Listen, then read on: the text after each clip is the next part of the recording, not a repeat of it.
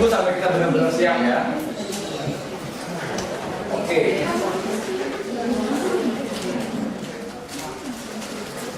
Jadi ini pasti tukang kameranya sudah kenal kan? Dia akan meliput kegiatan di kelas kita hari ini. Kalau Anda tanya kenapa, saya juga nggak tahu kenapa. Kenapa kemudian kelas ini yang dipilih untuk diliput? Ya mungkin karena ada Edo atau ada Cakra, ada Edo masih tahu ya. Jadi pokoknya kelas ini diliput. Harapannya saya nggak tahu, mungkin mereka juga akan lebih banyak meliput saya meskipun saya sudah dibayar ya.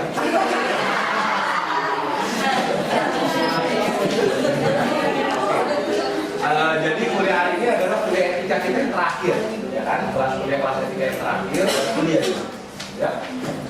Cakra mau isi dengan apa? Topik kita hari ini adalah menjadi sarjana psikologi dan psikologi yang etis. Seperti itu, ya. Nah, ya.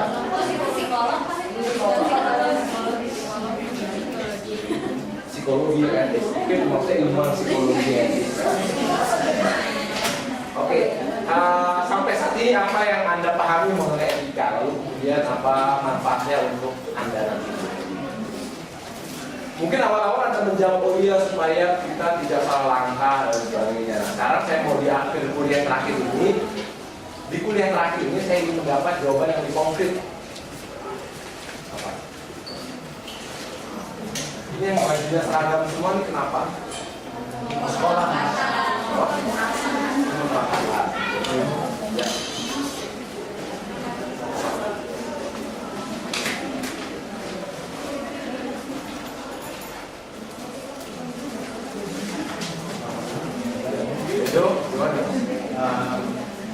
Mungkin agar supaya kita sendiri nggak terkena masalah. Terkena masalah.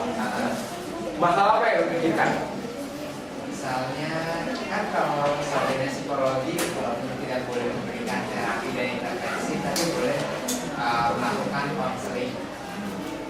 Berarti konseling itu kan salah satu isunya adalah apakah kita boleh menjalin hubungan lebih dari sekedar dia dan kita sebagai konselornya di luar itu. Jadi hubungan ganda, hubungan di luar itu. Nah, kalau kita menjalin hubungan di luar itu bisa merugikan kita karena mungkin kita yang jadi terketergantungan sama dia dan dia juga jadi kita gantung sama kita. Jadi dari sisi kita sendiri kita bisa mendapatkan masalah jadi kita tidak menaati peraturan. Peraturan. Jadi acuannya adalah aturan ya, supaya kita tidak membina ketergantungan yang lebih dalam atau menjadi lebih personal dengan klien. Ya, menurut yang lain gimana? Setuju dengan apa yang disampaikan oleh Edo?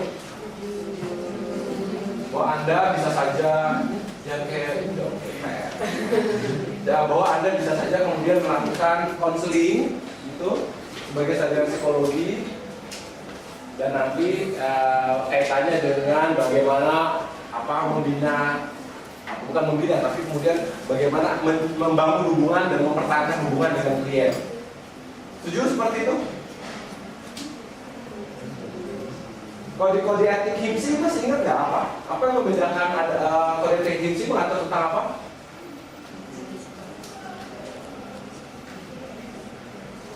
Mengatur mengenai apa psikologi dan apa psikologi? Hubungan dan profesional psikologi, profesi psikologi ya, itu adalah psikolog. Nah, apa yang membedakan ilmuwan psikologi dan profesi psikologi kalau di kode etik HIMSI?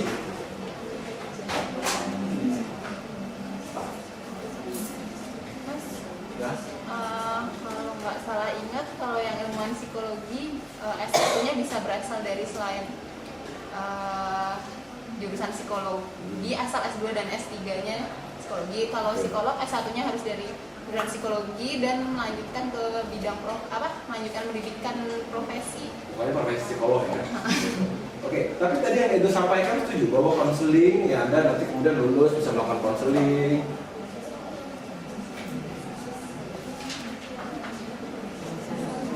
Gimana tentang konseling? Apakah merupakan bidang kompetensi dari lulusan sarjana psikologi?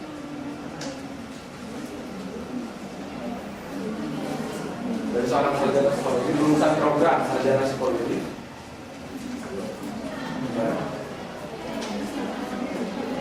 Anda bagaimana? Anda bagaimana? Siapa yang mengatakan bahwa bisa? Angkat tangan. Yang mengatakan bahwa belum menjadi kompetensi seorang sarjana psikologi, angkat tangan. Angkat tangan yang tinggi yang jelas. Yang lainnya ragu-ragu, tidak tahu. Oke, gimana? Ada yang mau buku kode etik Kinsey? Di situ memang dituliskan di kode etik Kinsey bahwa untuk seorang psikolog itu kompetensinya dalam hal diagnosis, prognosis, psikoterapi dan konseling. Lalu kemudian Anda bertanya, siapa di sini yang pernah ambil kuliah psikologi konseling atau sedang ambil kuliah psikologi konseling? Nah, apa saja yang dipelajari di konseling? Apa aja yang dipelajari di konseling? Teori apa lagi? Dasar-dasar konseling. Ini ada bukunya dasar-dasar konseling. Maksudnya apa? Apa itu? Apa? Ya? Saya lainnya?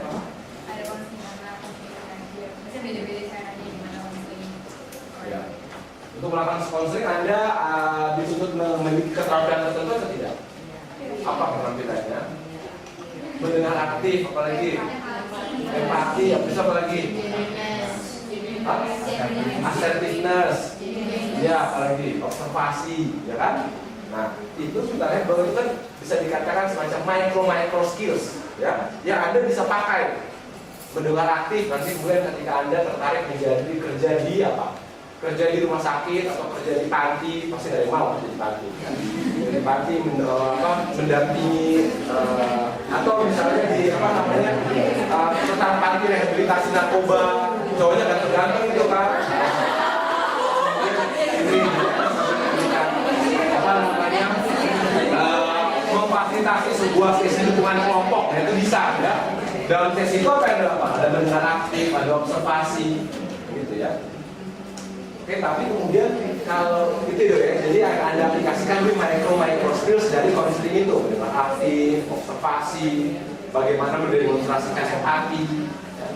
Tapi konseling sendiri sebagai suatu proses yang terstruktur, kemudian bertujuan untuk mengubah tingkah laku dari klien, gitu ya. Yang apa sih? Klien yang bagaimana kalau konseling? Normal. Ya? Yang normal, ya ada kriteria masing nggak? Javis, ya atraktif, nah seperti itu kan. Yang kemudian ada penelitian tentang karakteristik klien apa sih yang efektif bisa mendapatkan keuntungan dari konseling. Oke, jelas ya konseling. Apalagi manfaat di pertemuan terakhir ini apa ya? Pencerahan apa yang Anda peroleh dari kuliah etika ini untuk Anda menjalani kegiatan Anda setelah lulus nanti? Di sini siapa yang setelah lulus langsung mau kerja? Sama-sama. Langsung mau kerja, ya? Empat. Ya? Coba yang tinggi setelah lulus langsung kerja. Coba beneran nanti saya mau survei aja. Coba sudah lulus kerja. 1, 2, 3, 4, 5, 6, 7, 8, 9, 10, 11, 12 14, 15, 16. Setelah lulus siapa yang mau kuliah lagi? 9,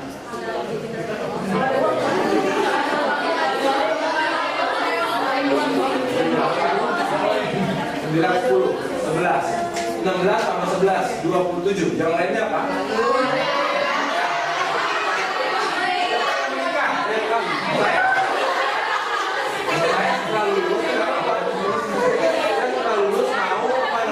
Mau menikah dulu, kan tugas perkembangan juga ya.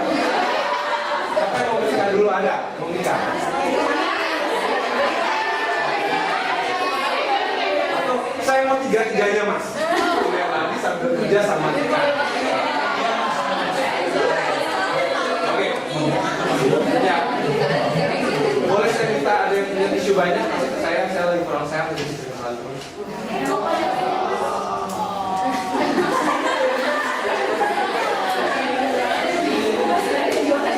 Saya kecewa karena saya ajarkan empati dari empati. Oke, ya kembali lagi.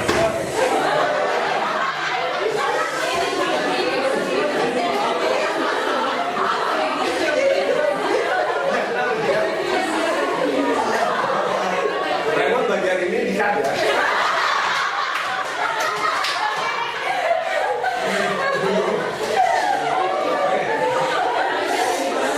Langsung ketemu nih.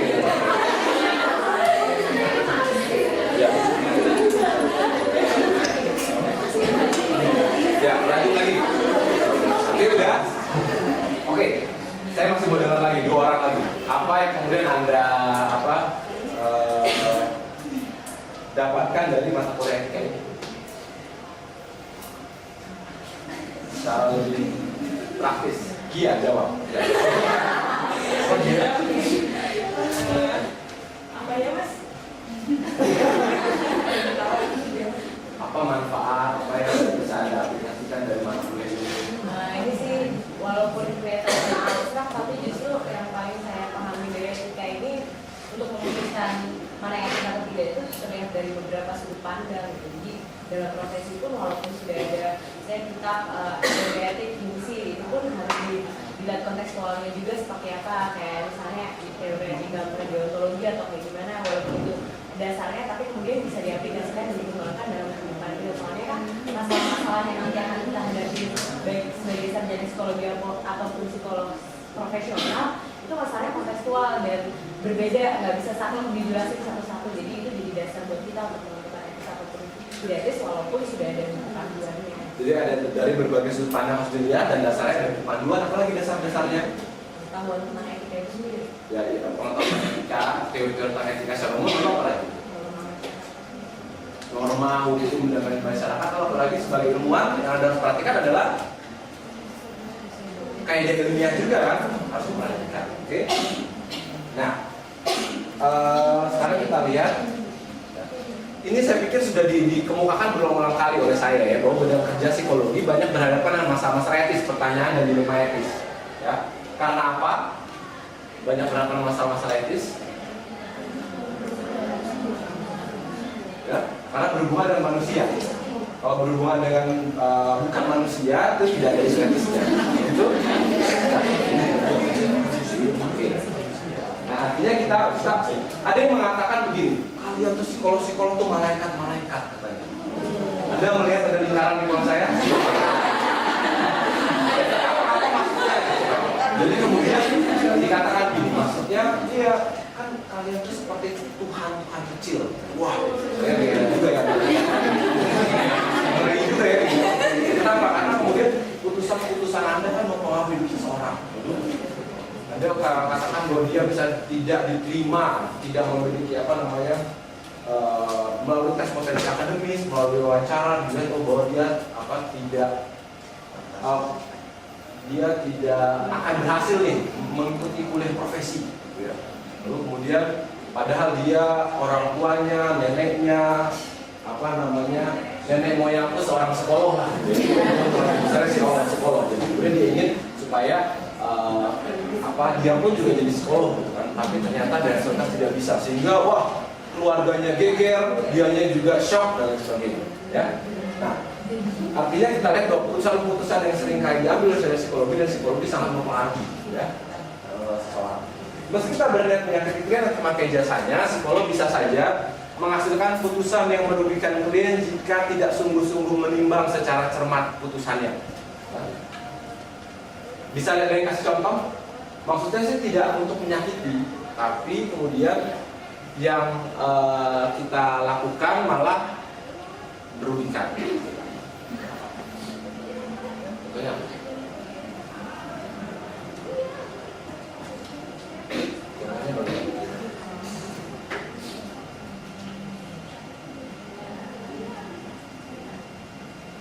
Dengan contoh?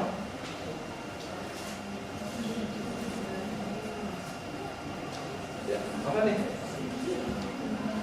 niat baik kan gitu, niat baik tidak selamanya kemudian dipahami dan bisa dirasakan manfaatnya.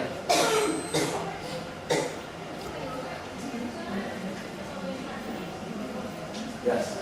Mungkin kalau hubungan dengan saya pertimbangan kepentingan jurusan atau pertimbangan bakat untuk karirnya apa, misalnya dia nggak benar-benar cermat kan bisa aja salah dari satu orang itu sebenarnya dia ternyata baik tapi ya tetap aja dia ini kalau nggak baik. Oke, jadi dalam hal memberikan ini rekomendasi ya seorang psikolog nanti itu ada juga akan diminta untuk memberikan rekomendasi. Jadi sebaiknya siswa ini ambil jurusan apa, ya. Lalu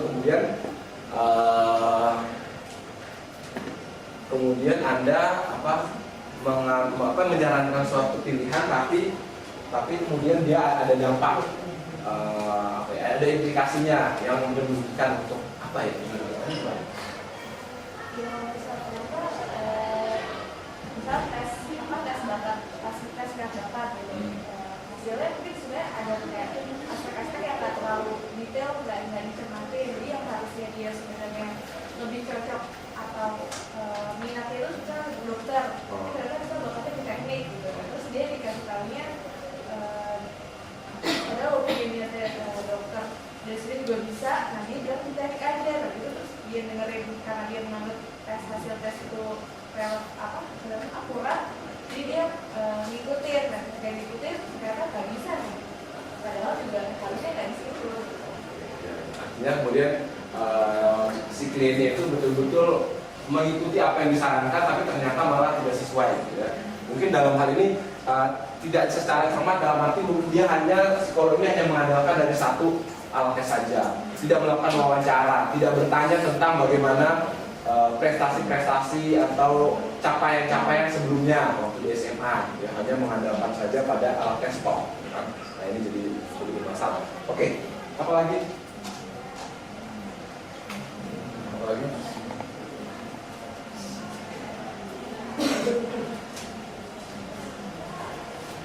Ini ya, misalnya untuk bukan psikolog tapi untuk sarjana psikologi apa?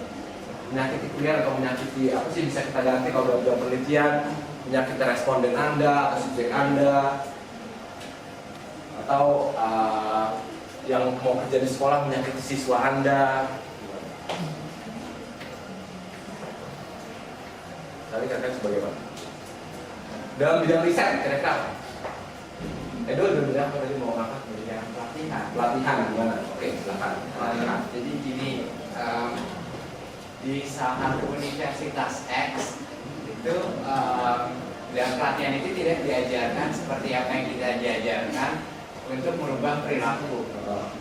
Jadi mereka itu diajarkan pelatihannya itu kalau saya lihat cenderung ke semacam seminar saja, dan mereka melabel itu pelatihan, dan mereka dengan umum melakukan itu ke publik dan beberapa kali cukup sering untuk melakukan itu.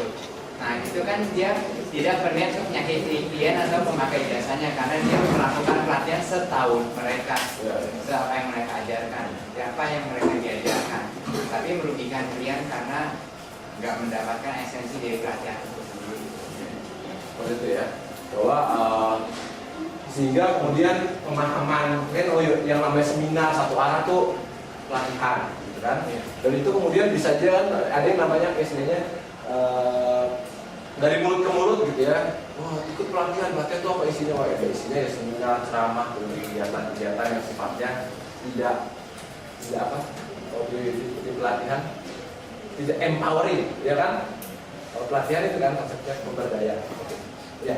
Perlu pemahaman keterampilan khusus untuk dapat menghasilkan keputusan etis yang tepat. Pemahaman dalam bidang apa? Tadi sudah dijelaskan. Pemahamannya mengenai apa saja?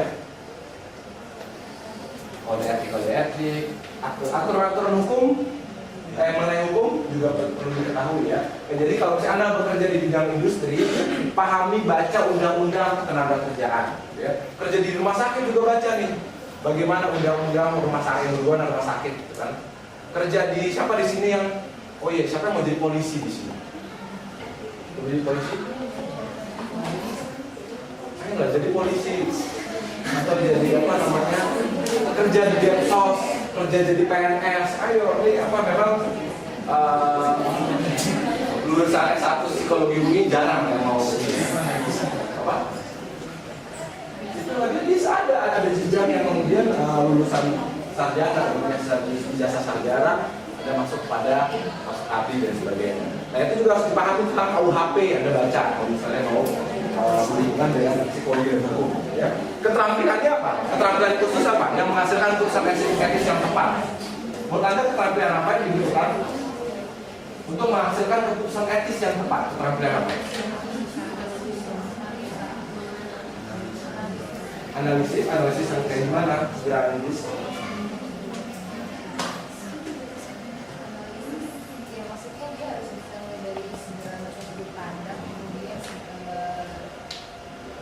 bentuknya dia punya sistematis, harus logis, jadi dia bisa menghasilkan keputusan yang tepat yang Analisis. Ada lagi yang lain? Sehingga apa namanya? Keputusan ini adalah keputusan yang istilahnya terbaik lah, yang apa namanya resikonya paling kecil untuk kemudian menimbulkan ketidakbermanfaatan bagi si masyarakat dan juga bagi integritas ininya apa namanya profesinya. Komunikasi apa? Mengkomunikasikan katakanlah rekomendasinya dan pemetakan masalah ke kliennya, atau misalnya dia mau kasih message cuma salah ngomongnya terus jadi nangkep kliennya udah nangkep salah, udah kacau deh. Ini bajunya modelnya beda-beda. Kamu terlambat kenapa? Ya.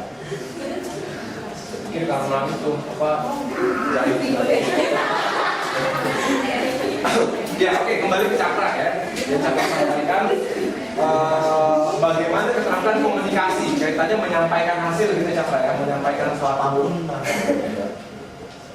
apa bagaimana kita menyampaikan suatu berita buruk dalam tanda petik kepada klien atau kepada ya masyarakat. Contoh berita buruk apa misalnya? Sama seperti gitu ya. Sama seperti ketika misalnya dokter menyampaikan diagnosis, ya kan? Oh Anda sakit kanker stadium 4. Kan kita harus lihat untuk seperti untuk bisa memberikan informasi tentang berita buruk tersebut, apa yang diperlukan dimiliki oleh seorang dokter psikologi.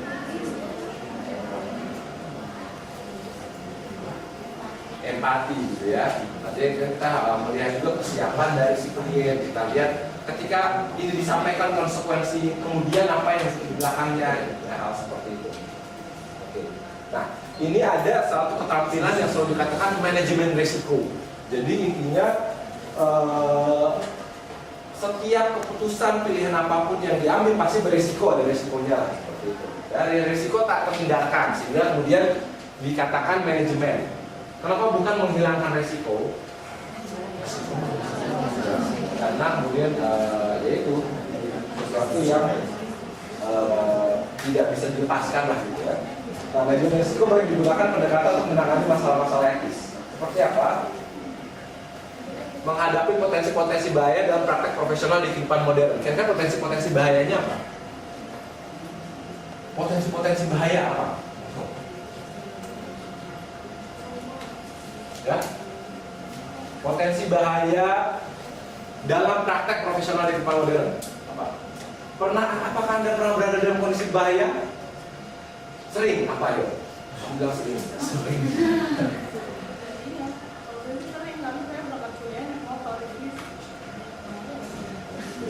Nah, kalau dikaitkan bisa aja dikaitkan dengan praktisi psikologi apa? Bisa aja tiba-tiba ternyata main kita tuh seorang psikopat kan berbahaya juga kalau tiba-tiba kita salah ngomong di tusuk sama kita. Ya kamu lagi naik motor tiba-tiba ya. Apalagi ketika dia bisa mengetahui apa ya nomor plat motor kamu gitu ya, lalu kemudian dia tahu kemudian kamu di mana, ya. Seperti itu ya. Oke, habis apa lagi konsep-konsep bahaya? Apa lagi? Konsep-konsep bahaya? Apa tadi? Berbahaya nih. Traumanya bagaimana? Kalau misalkan kayak tadi kalau misalkan ada di kelasnya jahat, jadi kita bisa trauma kalau misalkan sama Kalian emang banyak orang jahat. Istrinya gitu kan. Lalu kemudian jadi saya pikir trauma ini pada kalian sama psikolog jadi trauma ya. Saya tidak mau jadi psikolog lagi. Oke, apa lagi? Masih banyak. Jadi sangat banyak ya. Artinya ada resiko-resiko mulai dari ketika hasil penelitian Anda dibajak oleh yang lain. Kan? Ketika kemudian laporan yang Anda susun karena kebetulan Anda taruh di flash disk misalnya, ya. Flash disknya dipinjam sama teman. Itu laporannya tentang laporannya si siapa seorang yang sedang inilah kebetulan misalnya Anda kesarian, wah jadi udah tahu. Ya. Kalau Rian ya.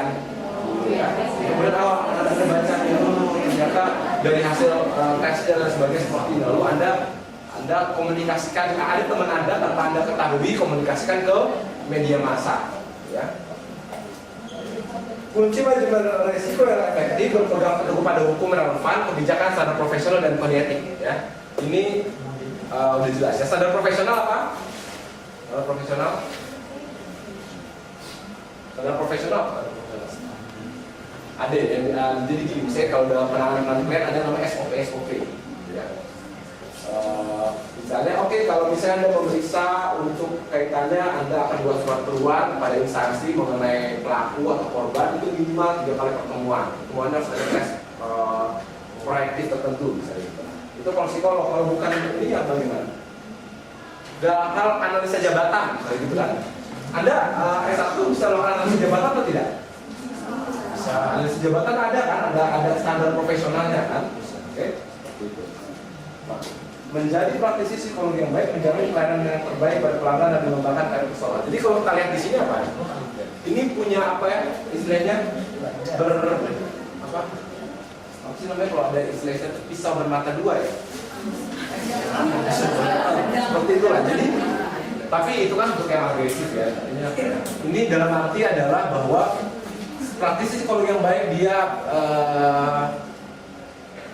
kalau bicara life position di pelatihan doa yang oke, gitu ya. Jadi dia selalu memperhatikan demi kepentingan terbaik dari masyarakat dan juga karir personal kita. Oke, kalau kita pahami kan psikologi ini berkembang sangat cepat, ya kan? Untuk mengembangkan karir personal apa yang harus Anda lakukan?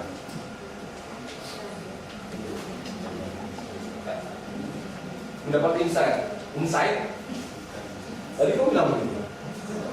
Gimana? Untuk mengembangkan karir personal, caranya bagaimana? Nanti Anda bentar lagi berkarir akan dilepas. Apalagi skripsi banyak yang sudah mulai.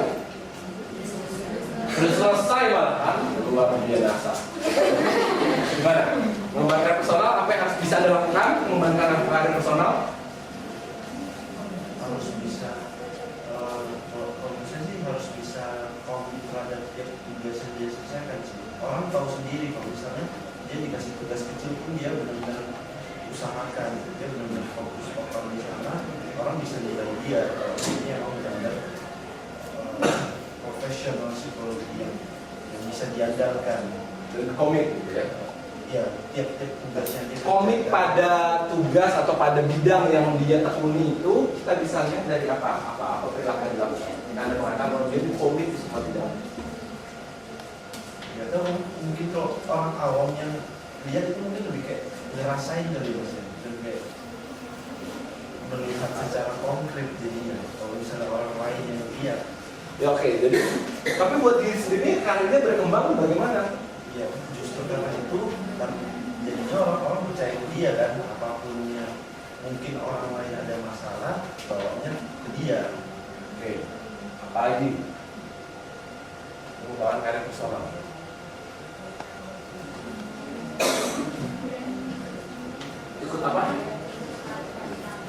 ikut pelatihan-pelatihan. Intinya apa sih? Bicara untuk ya kan, mengembangkan kompetensi yang sudah dimiliki. Bahwa sekarang ini kan banyak nih berbagai macam jenis-jenis pendekatan terapi konseling yang terbaru, gitu ya. CBT lah apa dan sebagainya. Mungkin nanti di tahun beberapa tahun lagi ketika Anda bisa jadi psikolog atau jadi seorang peneliti aja juga ada begitu banyak metode-metode, ya. Sekarang misalnya tentang metode assessment. Yang saya dengar katanya metode-metode assessment di perusahaan sudah tidak lagi menggunakan tes-tes yang sifatnya konvensional. Bahkan yang termasuk konvensional saja misalnya seperti DISC. Nah, itu tuh sudah banyak ditinggalkan. Seperti itu. Jadi kan kita harus tahu. Supaya tahu gimana caranya. Ya. Iya, ikut pelatihan. Gimana supaya up to date? Anda dalam fashion supaya up to date apa? Baca majalah apa? Dia L ya. Bacanya gimana sih? Nah itu ya. Lalu, nah itu artinya kita juga harus mengembangkan pelatihan, baca jurnal, apalagi sharing, ikut dalam asosiasi, ya. Jadi anggota HIMSI, ya. Ada beberapa asosiasi, saya ada yang saya tahu kalau di bidang PIO juga ada asosiasinya, di bidang sosial juga ada asosiasinya, ya. Psikolog supaya Anda yaitu ikut dalam kemajuan kemutakhiran, ya, dari dibutuhkan tindakan murah hati dan keberanian. Di satu sisi murah hati dan juga keberanian. Murah hati jelas ya, karena saya bilang katanya psikolog misalnya psikologi itu orang yang murah hati. Karena apa? Dunia tidak mengerti saya kecuali Bapak. Semua orang menyalahkan saya kecuali Bang Edo. Bang Edo. Ya, nah, karena kita itu kan empati. Nah, keberanian gimana kan? Keberanian seperti apa keberanian? Yang berani itu bagaimana? Berani. Menurut Anda pernah memiliki teman atau kemudian teman atau Anda merasa bahwa saya cukup berani juga ya, atau saya berani juga ya dalam kondisi ini? Pernah? Pernah nggak? Seperti apa? Berani. Jelas nggak kenapa kemudian berani di sini hal yang dibutuhkan juga? Berani. Ayo, ada punya pendapat?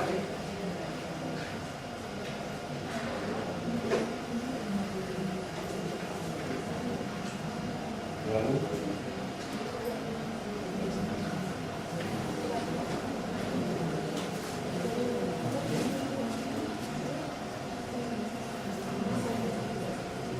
Berani, ayo.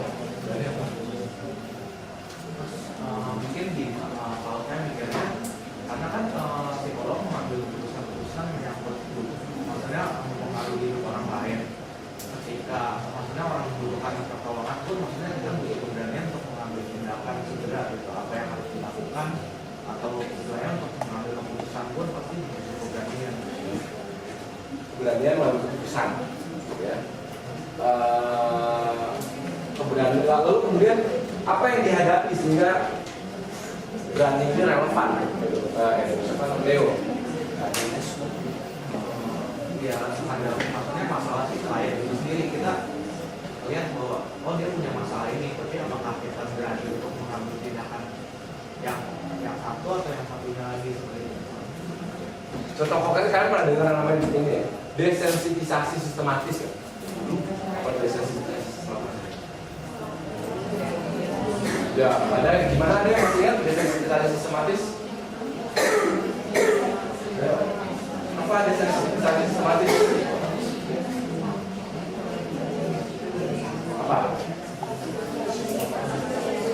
Apa itu? Anda pernah dengar di kuliah apa? Desensitisasi sistematis? SIU. Nah, itu seperti apa? Desensitisasi sistematis. Terapi. Terus apa lagi? tahapnya, lalu tujuannya menghilangkan fobia. Nah, itu caranya gimana? Kan intinya kan dia di-expose, dia diperhadapkan dengan ya sesuatu yang menakutkan tersebut, gitu kan? Misalnya di sini siapa yang takut kecoa?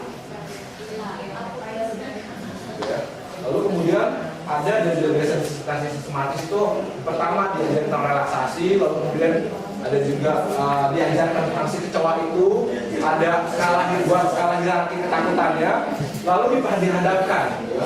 Nanti dia akan teriak-teriak, dia akan menangis, dia akan wah segala macam gitu ya. Nah ini sampai titik tertentu si terapisnya juga harus ya berani juga ya. Jadi ada saya pernah dengar seorang psikolog memang dari luar yang melakukan apa namanya teknik desensitasi sistematis ini pada seorang ibu yang kemudian dia menjadi sangat takut melihat api, lalu kemudian ibu takut sama melihat api kan kasihan ya, nggak bisa masak, nggak bisa ini ya. Karena anak kalau anak dan suaminya meninggal dunia dalam peristiwa kebakaran. Lalu kemudian apa yang dilakukan? Ya, ibu tersebut dikasih tahu bahwa dia masih tidak menerima kenyataan bahwa suaminya sudah meninggal. Jadi dikasih informasi bahwa suami itu sudah meninggal.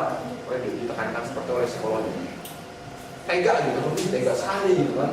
Kok nggak ada empatinya mungkin. Terus kemudian malah ada melalui serangkaian proses intinya si ibu ini dihadapkan dengan gambar rumahnya yang waktu kebakar, lalu dilihatkan pada api seperti itu. Tapi itu ada dasar ilmiahnya gitu kan, bisa dilakukan. Nah, ini juga tentunya ketika psikolog akan mengambil tindakan desensitisasi sistematis tersebut, dia harus lewat manajemen risiko, manajemen risikonya. Kita lihat kesanggupan klien, sampai sejauh mana klien ini cocok, sejauh mana kita ini juga bisa mampu ya melaksanakannya gitu ya. Oke, nah ini prinsip-prinsip utama nih saya pikir udah ditekankan berkali-kali. Yang mana yang ada tidak jelas? Jadi karena saya sudah jelaskan, coba tidak menyakiti, siapa yang mau kasih contoh? Tidak menyakiti, contohnya apa? Ayo cepat. Saya mau mendengar dari mereka yang tidak pernah bersuara. Nah, di pojok sana, suaranya nyaris apa? Siapa namanya? Rachel. Oke, Rachel. Apa? Tidak menyakiti.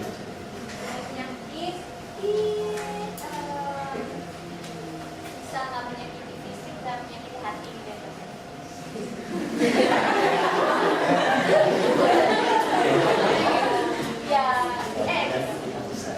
Ya misalnya ya kalau yang tadi tuh yang